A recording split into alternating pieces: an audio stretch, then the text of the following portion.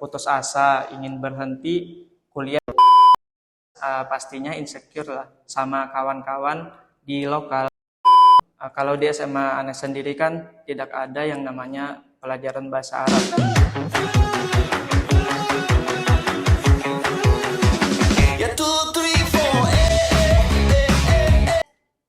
Assalamualaikum warahmatullahi wabarakatuh. Halo teman-teman, selamat datang di podcast PBA. Podcastnya Himpunan Mahasiswa Jurusan Pendidikan Bahasa Arab tahun 2023. Nah, sebelum kita memulai daripada podcast ini, terlebih dulu nih, perkenalkan, nama saya Kartika Widianingsih, biasa dipanggil Kartika. Nah, di sini saya sebagai salah satu pengurus Himpunan Mahasiswa Jurusan Pendidikan Bahasa Arab. Mungkin nih dari teman-teman di sana bertanya-tanya, apa sih podcast PBA itu? Nah, podcast PBA ini adalah salah satu program kerja dari bidang informasi dan komunikasi HMJ PBA. Nah, tujuannya adalah untuk menginformasikan dan berbagi pengalaman nih bersama mahasiswa-mahasiswa PBA.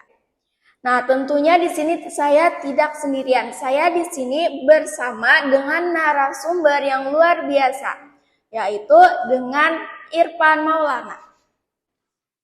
Baik, perkenalkan nama Ana Irfan Maulana, asal dari Desa Hampang, Kecamatan Hampang, Kabupaten Kota Baru, dan alumni dari sekolah SMA Negeri 1 Hampang. Nah, sekarang menempuh pendidikan di jurusan Pendidikan Bahasa Arab di Fakultas Tarbiyah dan Keguruan UIN Antasari Banjarmasin.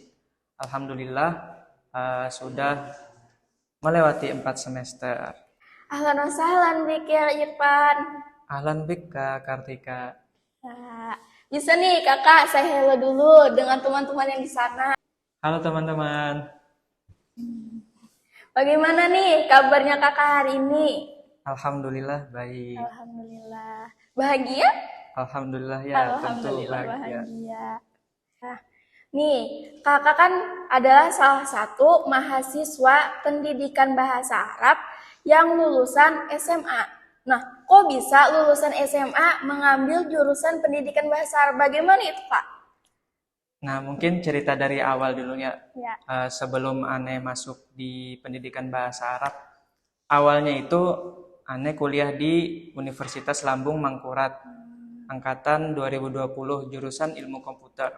Nah, jurusan itu memang asal pilih. Ya, belum memikirkan konsekuensi ke depannya bagaimana. Jadi, asal pilih. Dan itu guru SMA kan mendaftarkan Ane di Universitas Lambung Mangkurat. Sebenarnya kalau dari Ane pribadi juga tidak ada minat ingin kuliah di Universitas Lambung Mangkurat. Awalnya memang ingin berkuliah di UIN Antasari Banjarmasin. Tetapi karena pendaftaran itu dibuka di Universitas Lambung Mangkurat terlebih dahulu, makanya guru Ane daftarkan Ane di Universitas Lambung Mangkurat. Dan pas itu Ane milih jurusan ilmu komputer dan jurusan pendidikan biologi. Nah, dan ikutlah seleksi nasional SNMPTN dan alhamdulillah lulus di jurusan ilmu komputer, pilihan pertama di sana. Ya karena kan ini jalur SNMPTN, jalur nilai, jalur rapot, dan sayang juga kan nggak diambil. Jadi Ane ambil itu jurusan ilmu komputer. Nah, kan 1 hari, 1 minggu, 1 bulan Ane jalani di sana sampai 1 semester telah dilewati. Alhamdulillah kurang lebihnya mengetahui bagaimana itu dunia perkuliahan. Dan kurang lebih juga mengetahui bagaimana perkuliahan di ilmu komputer itu. Dan ternyata tidak semengerikan dan tidak semenakutkan seperti yang Ane bayangkan sebelumnya. Dan ternyata seru, seperti ngoding kan, membuat program-program dan sebagainya. Kemudian setelah itu Ane jalani aja kan selama 1 semester dan lanjut ke semester kedua. Mungkin langsung saja di akhir semester kedua ini kan ada proyek tugas akhir membuat program, membuat website, disuruh dosen membuat website. Nah, jadi di situ kan tugas akhir Ane semua ada di laptop. Dan qadarullah ada kejadian laptop Ane itu jatuh. Nah, jadi semua file itu hilang. Nah, disitulah muncul putus asa ingin berhenti kuliah di jurusan ilmu komputer. Kan laptop di jurusan ilmu komputer itu salah satu hal yang sangat penting karena kan semua berhubungan dengan komputer. Nah, jadi tapi Ane jalanin aja sampai UAS dan sampai selesai semester 2 alhamdulillah dengan nilai yang memuaskan. Setelah lulus di semester 2 muncul lagi pikiran ingin benar-benar berhenti dari jurusan pendidikan ilmu komputer itu. Jadi cuman masih Ane sendiri belum ada ngomong ke orang tua ataupun keluarga diri Ane sendiri. Kemudian setelah itu Ane cari info pendaftaran di UIN Antasari Banjarmasin dan alhamdulillah masih buka di jalur pendaftaran UMPTKIN. Jalur SPAN sudah tutup beberapa minggu sebelumnya. Nah, karena itu Ane coba-coba daftar tanpa sepengetahuan orang tua dan kawan-kawan yang lainnya. Terus Ane daftar tuh UMPTKIN, ngambil jurusan pertama pendidikan bahasa Arab, jurusan kedua pendidikan agama Islam, dan jurusan ketiga ilmu perpustakaan dan informasi Islam atau IP. Nah, ini juga sebenarnya masih belum tahu bagaimana ke depannya. Cuman ngasal aja juga milih jurusannya seperti bahasa Arab, IP itu Ane nggak tahu bagaimana jurusannya. Kalau jurusan PAI kan memang Ane ada minat awalnya di situ. Kemudian setelah daftar, siapin berkas, kemudian ikut tes, tidak lama kemudian pengumuman dan alhamdulillah lulus. Cuman keluarga Ane, orang tua belum tahu, kawan-kawan semua juga belum tahu bahwa Ane berhenti di ilmu komputer. Nah, jadi kemudian beberapa minggu setelahnya sebelum registrasi ulang tuh Ane bilang ke orang tua bahwa Ane ingin pindah kuliah dan sudah daftar dan alhamdulillah lulus. Dan alhamdulillah kabar baiknya lagi orang tua Ane itu mendukung, alhamdulillah setuju karena jurusan yang Ane ambil ini jurusan keagamaan.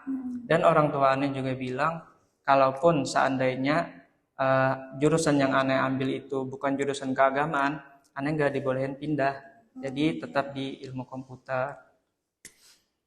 Ya, karena sudah mendapat persetujuan dari orang tua, jadinya Ane lanjut di pendidikan bahasa Arab di UIN Antasari Banjarmasin. Nah, ini murni dari keinginan Ane sendiri, bukan dari dorongan dan dukungan dari keluarga dan orang tua. Nah, mungkin seperti itu, Kak. Berarti tanpa paksaan ya, Kak? Ya, betul, tanpa paksaan.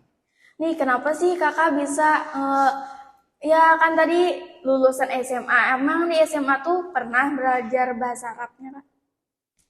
Ya, kalau dilihat di SMA manapun, kalau di SMA Ane sendiri kan tidak ada yang namanya pelajaran bahasa Arab. Jadi dari kecil SD, SMP sampai SMA itu Ana belum pernah sama sekali mempelajari bahasa Arab. Jadi baru belajar bahasa Arab itu ya di kampus di jurusan bahasa Arab ini. Berarti sebelum Kakak ingin memilih dari jurusan bahasa Arab itu Kakak belum ada basic dari bahasa Arab? Betul, belum ada basic sama sekali. Bahkan tidak tahu bagaimana bahasa Arab itu. Jadi ya memang jurusannya asal pilih kemarin itu. Nah, setelah Kakak memilih, ini kan Kakak diterima dari jurusan bahasa Arab.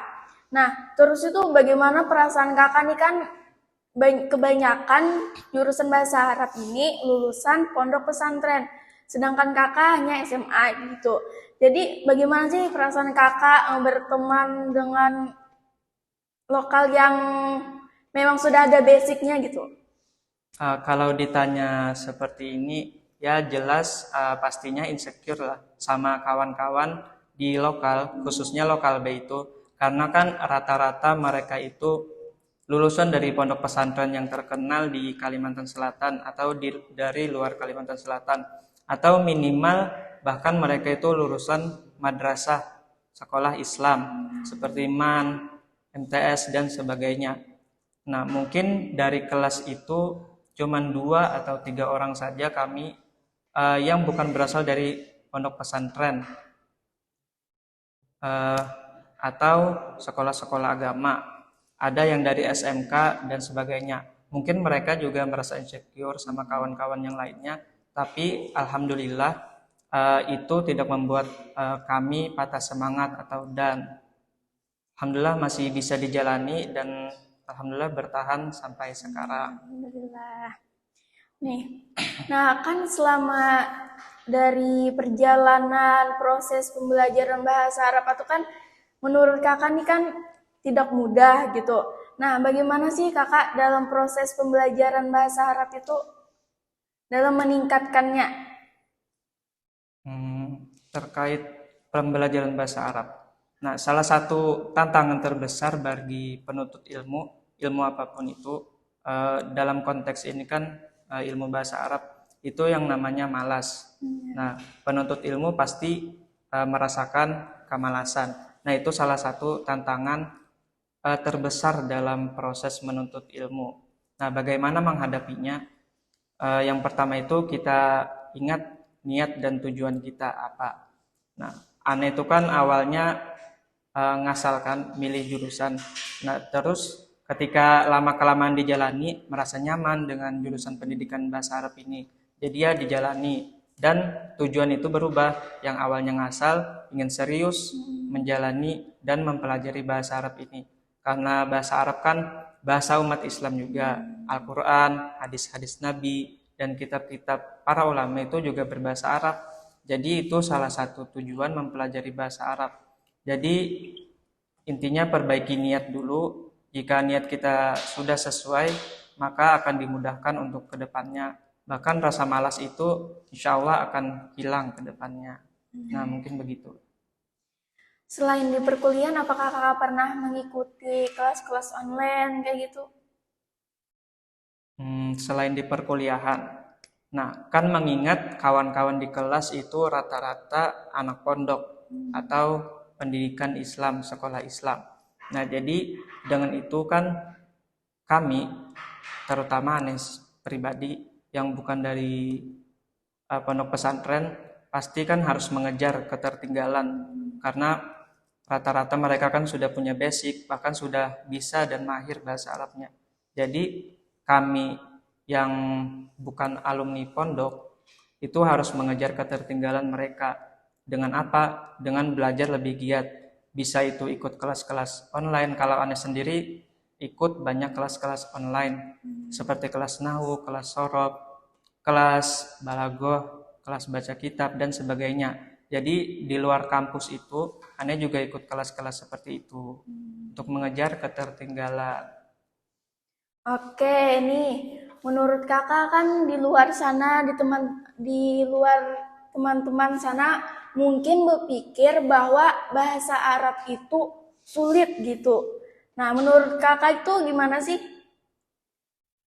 Bahasa Arab itu sulit. Ya, mungkin bagi beberapa orang itu menganggap bahasa Arab itu sulit.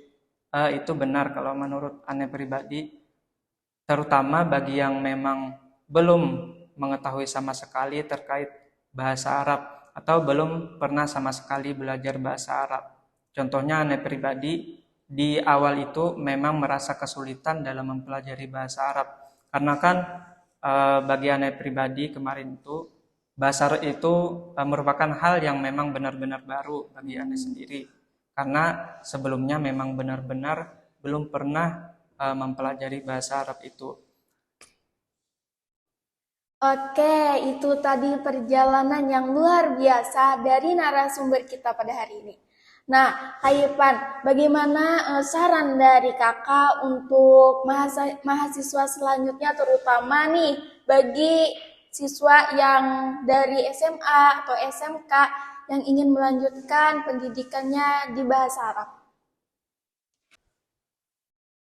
Baik, mungkin sedikit saran dari Ane untuk siswa atau siswi dari SMA maupun SMK yang bukan alumni pondok pesantren ataupun bukan alumni dari sekolah-sekolah agama yang ingin melanjutkan ke jurusan pendidikan bahasa Arab, mungkin sarannya di sini jangan takut untuk mencoba. Di sini kan bahasa Arab bagi kalian adalah sesuatu hal yang baru dan jangan takut untuk mencoba hal yang baru tersebut.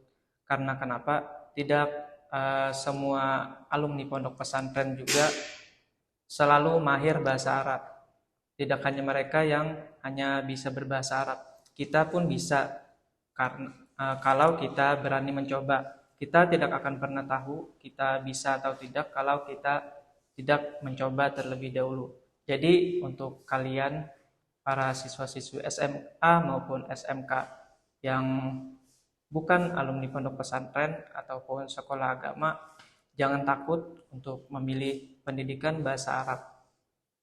Oke, mungkin sampai sini dulu nih podcast kita pada kali ini. Dan sampai jumpa di podcast PBA selanjutnya. Alugatul Arabiyah Hamasa.